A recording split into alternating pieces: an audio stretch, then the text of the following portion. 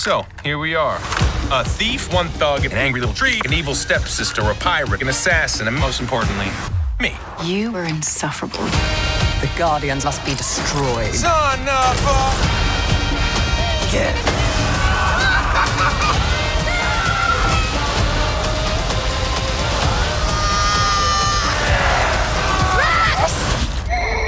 That's a really bad sign. Guardians of the Galaxy Volume 2, rated PG-13. Tickets still available.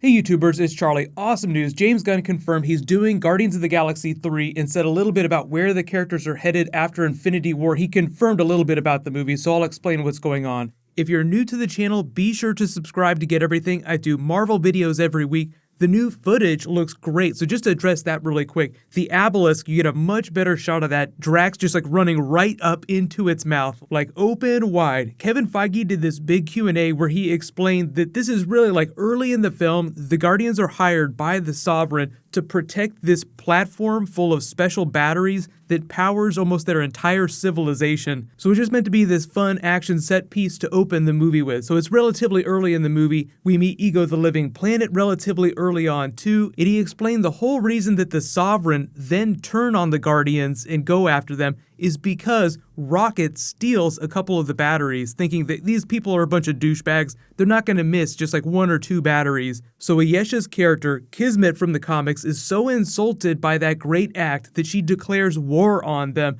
So it's kind of funny that there's this big galactic chase to come after them, Fox on the Run style, just because they steal a couple batteries for them. But really the big news is James Gunn confirming that he's going to do Guardians 3. He's been on the fence. He's talked about a Rocket and Groot spin-off movie. What I think will happen is he'll do this third Guardians film, and it'll just be a little more Rocket Groot-centric, whereas most of the Guardians films tend to be centered around Peter Quill and the idea of their family. So that through line will continue. They'll introduce some new characters, but he said some very specific things about the future of the characters in Phase 3 through Infinity War and where that would leave them in the next film, giving you a pretty good idea of where the characters are headed. So this is directly from his quote that I'm reading. Much of what's happening in the MCU for the past 10 years or so has been leading in a big way to Avengers Infinity War. Guardians of the Galaxy Volume 3 will happen after that. It will conclude the story for this iteration of the Guardians of the Galaxy and help catapult both old and new Marvel characters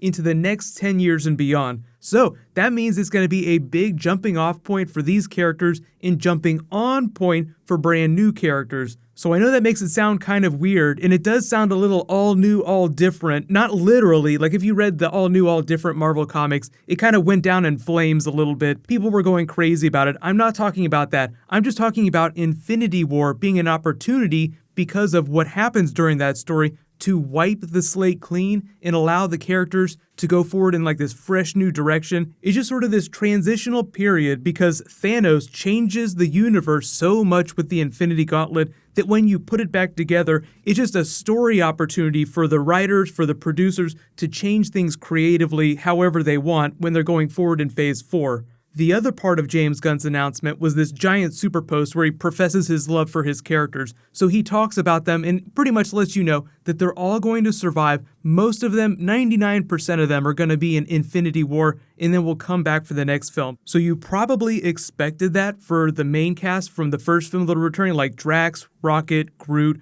Gamora, even Nebula's character, who's really cool in Guardians 2. But the new character, Mantis, is a bit of a wild card because we haven't seen a lot from her. She's already confirmed for Infinity War, and we know that James Gunn has said that Kurt Russell's Ego the Living Planet character will continue to be very big in the MCU, meaning he'll definitely be back for Guardians 3, and he might even show up in a Thor movie in the future too. But can we just say how good it is that he's coming back for Guardians 3? It would have been a complete disaster for the franchise if he would have completely left and somebody else would have come on to write the script. There are so few people that have the deep comic book knowledge and love for comics that he has that are also really good writers, really good producers, and have a really strong, distinct creative vision for his universe that he's created with these movies. So given the right amount of time, whatever he comes up with for Guardians 3 is going to be a big slam dunk. And obviously he changes some things from the comics, like Ego the Living Planet in the movies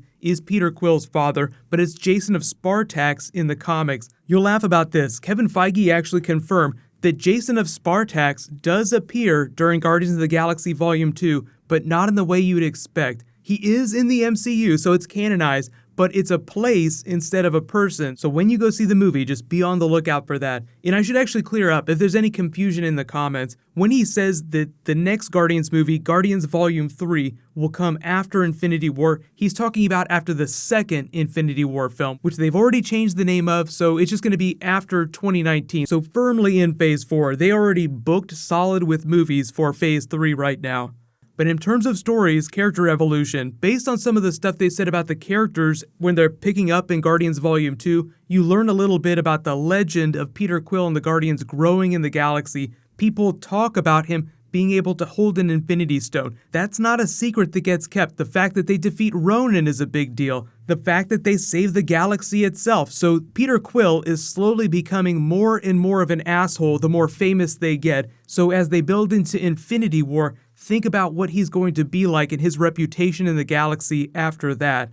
So if you've been reading the comics, you know that there was a crossover arc with Captain Marvel's character where she went into space, she had a romance with Peter Quill, but for a time, he deposed his father and had this absolutely disastrous attempt to rule the Spartoi Empire. So one way to escalate the Guardian story would be for Peter Quill to have to be more of a leader, because he's a terrible leader, a great Han Solo character, but can you imagine Han Solo trying to be the leader of an actual big group of people? It would be disastrous. So I don't think that they'll ever get to Realm of Kings or anything like that, because that gets into a lot of Fox X-Men characters unless they change the sharing rights. But in all the Guardians movies, you have like these really small runner stories where like Peter Quill's meeting his father against the backdrop of this big galactic war with the Sovereign chasing them down. So James Gunn said that with the third movie, they will try to defy your expectations. So in the way that the second movie is so much bigger and grander while still being a small movie compared to the first movie, the same thing will be true for the third movie. So it's not like they're just going to keep getting bigger and bigger and bigger the way they did with the Avengers movies, because that's a recipe for failure. So I feel like Rocket and Groot will continue to be the emotional core of the Guardians. Groot will get bigger depending on how much time has passed. They say only 2 months has gone by when the start of Guardians 2 picks up from the last Guardians film. So they've officially broken the Marvel timeline, like things don't move in real time anymore. It used to be like if 6 months went by before the next movie came out, then in the timeline it was 6 months later, but now they're kind of jumping around in time a little bit. So that explains why Groot is still so small. Like Kevin Feige said that he basically just stepped out of the pot. He's still dumb as rocks.